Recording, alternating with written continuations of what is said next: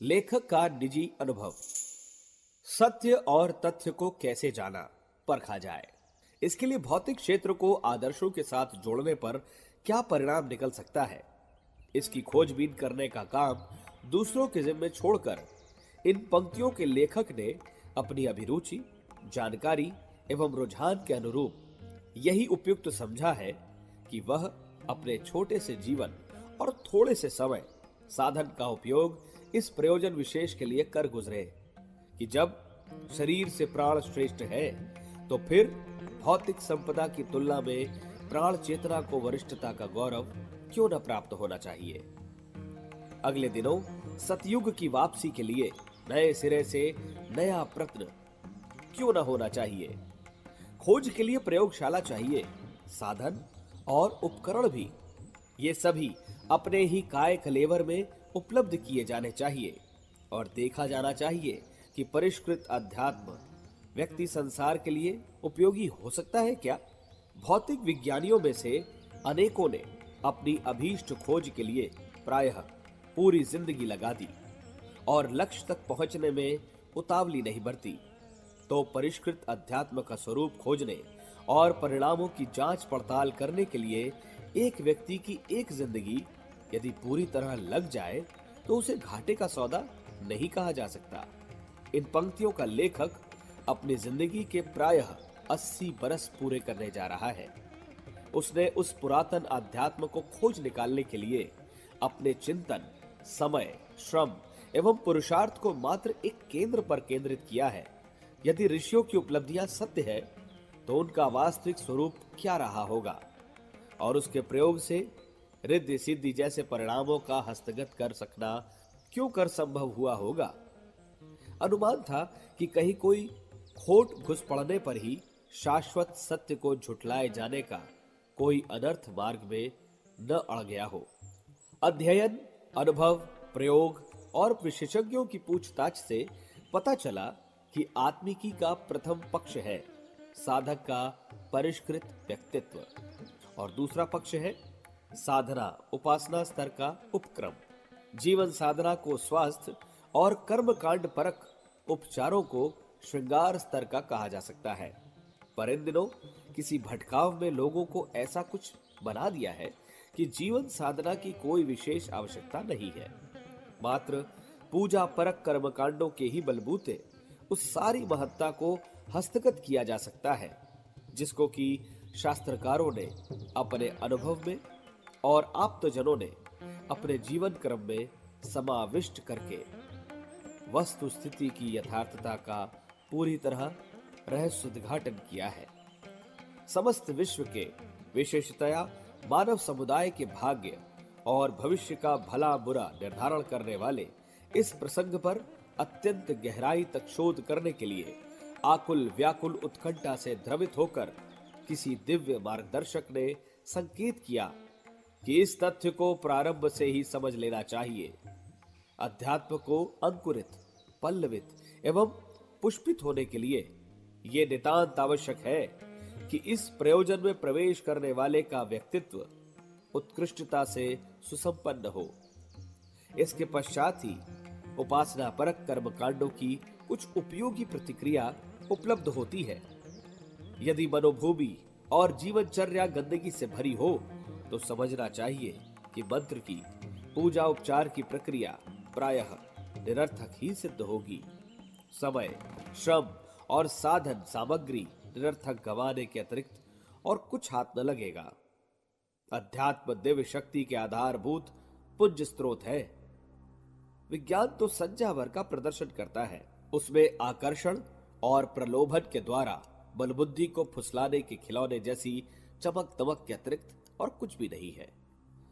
इस संकेत से मार्गदर्शन मिला, विश्वास जमा, फिर भी भ्रांतियों के जाल जंजाल से निकलने के लिए आवश्यक समझा गया कि क्यों ना अपनी काया की प्रयोगशाला में तथ्य का निरीक्षण परीक्षण करके देखा जाए। इसमें हानि ही क्या है। अपने प्रयोग यदि खरे उतरते हैं तो उससे श्रद्धा विश्वास की अभिवृद्धि ही होती है। यदि मिथ्या सिद्ध होते हैं तो हानि मात्र इतनी है कि जैसा असंख्य अधकचरी स्थिति में, संदेह भरी स्थिति में रह रहे हैं उन्हीं में एक की और वृद्धि हो जाएगी और फिर विश्वास और साहस पूर्वक अपनी मान्यता बनाने या दूसरों से साहस पूर्वक कुछ कहने की स्थिति तो समाप्त हो जाएगी।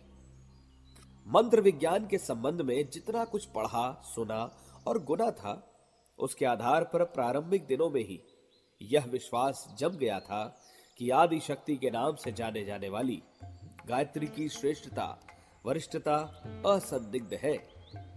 संचित संस्कार और संबद्ध वातावरण भी इसी की पुष्टि करते रहे। उपासना क्रम सरल भी लगा और उत्साहवर्धक भी। गाड़ी चली सो अपनी पटरी पर आगे बढ़ती और लुढ़कती ही चली गई। तब से अब तक न उसने विराम लिया और न ही कोई अवरोध ही आड़े आया। 80 वर्ष की आयु होने तक वह मान्यता, भावना, श्रद्धा आगे ही बढ़ती चली आई है।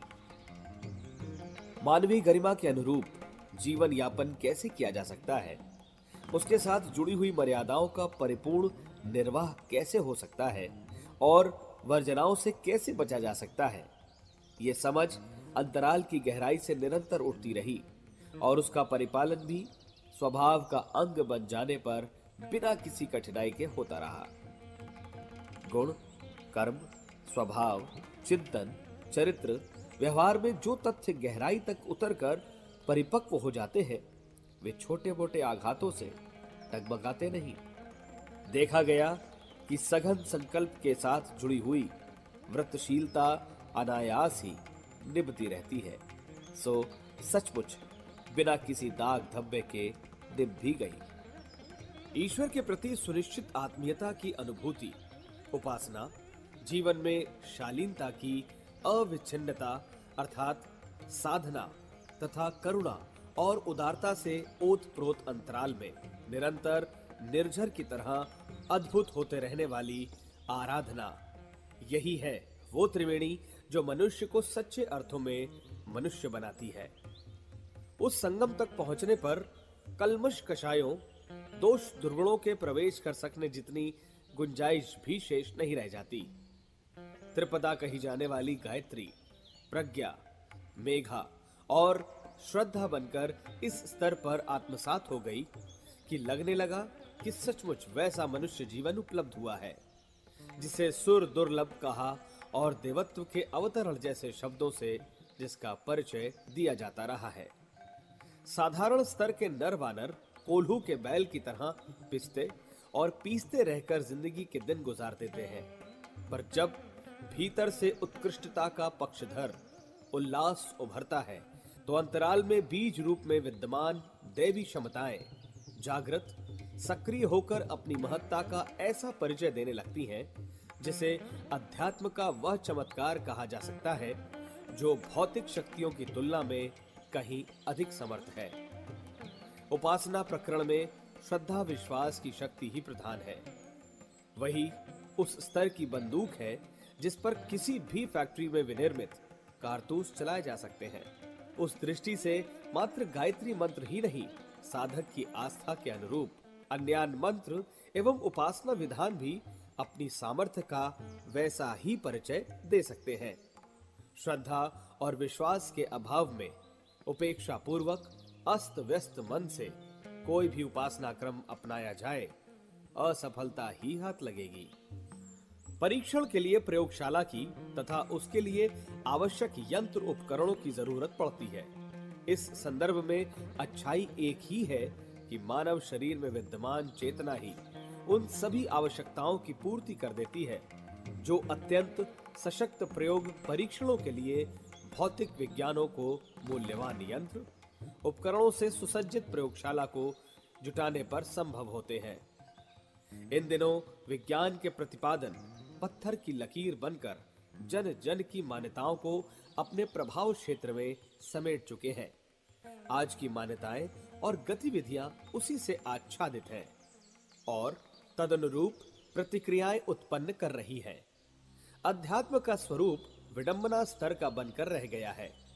फलस्वरूप उसका न किसी साधारणत पर प्रभाव पड़ता है और न वातावरण को उच्च स्तरीय बनाने में कोई सहायता ही मिल पाती है। इस दुर्गति के दिनों से यही उपयुक्त लगा है कि यदि विज्ञान के प्रत्यक्षवाद को, यथार्थता को जिस प्रकार अनुभव कर लिया गया है, उसी प्रकार अध्यात्म को भी यदि सशक्त एवं प्रत्यक्ष फल देने वाला माना जा सकने का सुयोग बन सके, तो समझना चाहिए कि सोना और सुगंध के मिल जाने जैसा सुयोग बन गया। विज्ञान, शरीर और अध्यात्म, प्राण चेतना मिलकर काम कर सकें तो समझना चाहिए कि सब कुछ जीवंत हो गया।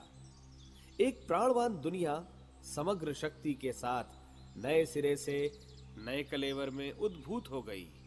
न विज्ञान झगड़ालू रहा और अध्यात्म के साथ जो कुरूपता जुड़ गई है, उसके लिए कोई गुंजाइश ही शेष रह गई है। हमारे YouTube चैनल शांति कुंज वीडियो गायत्री परिवार को सब्सक्राइब करें एवं बेल आइकन जरूर दबाएं ताकि गायत्री परिवार की विभिन्न गतिविधियों की जानकारी आपको मिलती रहे।